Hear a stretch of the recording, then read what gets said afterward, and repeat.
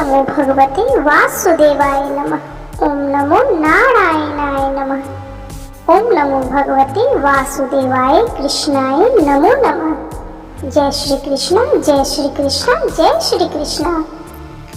बंधुजनों, आज हम चैत्र मास की पाप मोचनी एकादशी की कथा सुनेंगे।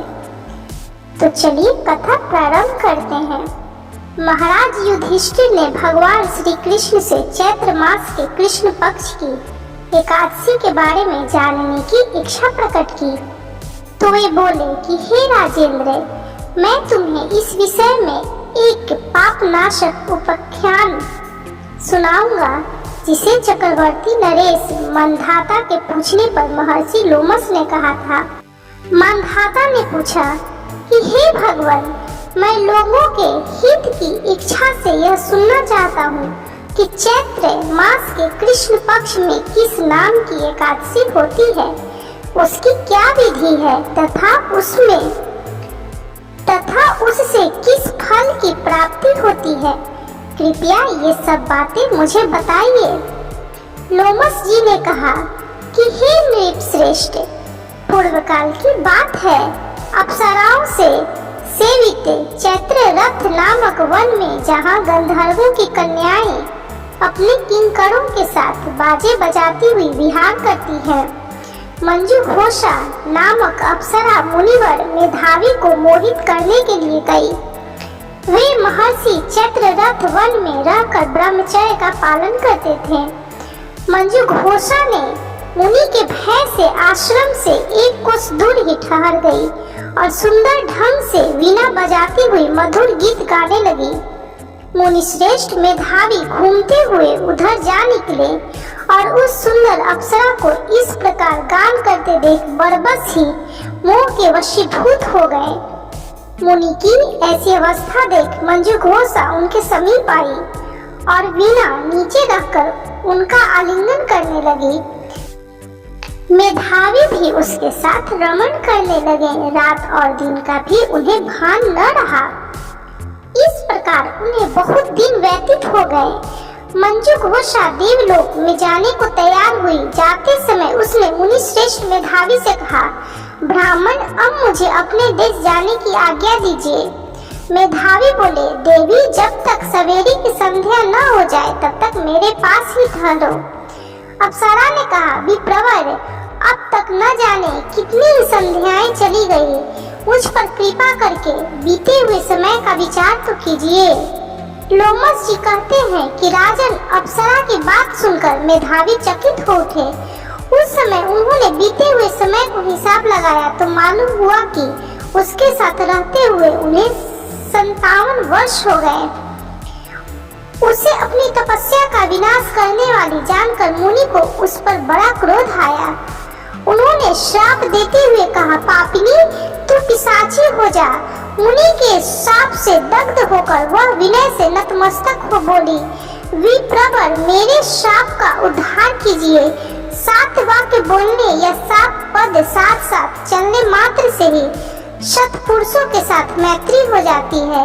ब्राह्मण, मैंने तो आपके साथ अनेक वर्ष व्यतीत किए हैं, अतः स्वामी मुझ पर कृपा कीजिए। मुनि बोले, भद्रे, क्या करूं, तुमने मेरी बहुत बड़ी तपस्या नष्ट कर डाली है। फिर भी सुनो, चैत्र कृष्ण पक्ष में जो शुभ एकादशी आती है उसका नाम है पाप मोचनी। वह श्राप से उद्धार करने वाली तथा सब पापों को क्षय करने वाली है। सुंदरी, उसी का व्रत करने पर तुम्हारी पिशाचता दूर होगी। ऐसा कहकर मेधावी अपने पिता मुनिवर च्यवन के आश्रम पर गए। उन्हें आया देख च्यवन ने पूछा, बेटा, यह क्या किया? तुमने तो अपने पुण्य का नाश कर डाला। मेधावी बोले, पिताजी, मैंने अप्सरा के साथ रमण करने का पातक किया है। अब आप ही कोई ऐसा प्रायश्चित बताइए जिससे पातक का नाश हो जाए। च्यवन ने कहा, बेटा, चैत्र कृष्ण पक्ष में जो पाप मोचनी एकादशी आती है उसका व्रत करने पर पाप राशि का विनाश हो जाएगा। पिता का यह कथन सुनकर मेधावी ने उस व्रत का अनुष्ठान किया। इससे उनका पाप नष्ट हो गया और वे पुनः तपस्या से परिपूर्ण हो गए। इसी प्रकार मंजू घोषा ने भी इस उत्तम व्रत का पालन किया। पाप मोचनी का व्रत करने के कारण वह पिशाच योनि से मुक्त हुई और दिव्य रूप धारणी श्रेष्ठ अप्सरा होकर स्वर्ग लोक में चली गई। भगवान श्री कृष्ण कहते हैं कि हे राजन, जो श्रेष्ठ मनुष्य पाप मोचनी एकादशी का व्रत करते हैं उनके सारे पाप नष्ट हो जाते हैं। इसको पढ़ने और सुनने से सहस्त्र गौदान का फल मिलता है। ब्राह्म हत्या, सुवर्ण की चोरी, सुरापान और गुरु पत्नी गमन करने वाले महापातकी भी इस व्रत को करने से पाप मुक्त हो जाते हैं। यह व्रत बहुत पुण्यमय है। इस कथा से यह स्पष्ट है कि देह जन्य आकर्षण अधिक समय तक नहीं रहता। देह के लोभ में पड़कर मेधावी ऋषि अपने तप संकल्प को भूल गए। इसे घोर अपराध माना जाता है, किंतु भगवान श्री हरि विष्णु की पाप मोचनी शक्ति इस घोर अपराध के पाप से सहज ही मुक्ति दिलाने में सक्षम है। जो प्राणी सत्कर्मों का संकल्प करके बाद में लोभ, लालच और भोग विलास के वशीभूत होकर अपने संकल्प से गिर जाते हैं, वे घोर नरक के अपराधी होते हैं। किंतु पाप मोचनी एकादशी सभी पापों से मुक्त करके स्वर्ग का अधिकारी बना देता है। तो बोलिए ओम नमो भगवते वासुदेवाय नमः, ओम नमो नारायणाय नमः। जय श्री कृष्णा, जय श्री कृष्णा, जय श्री कृष्णा।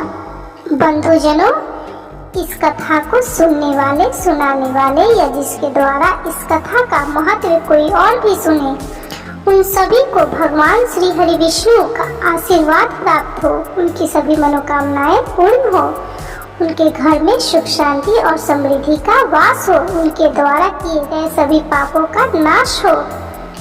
यदि वीडियो अच्छा लगा हो तो कृपया लाइक, शेयर और कमेंट जरूर करें। वीडियो को सब्सक्राइब करना बिल्कुल भी ना भूलें।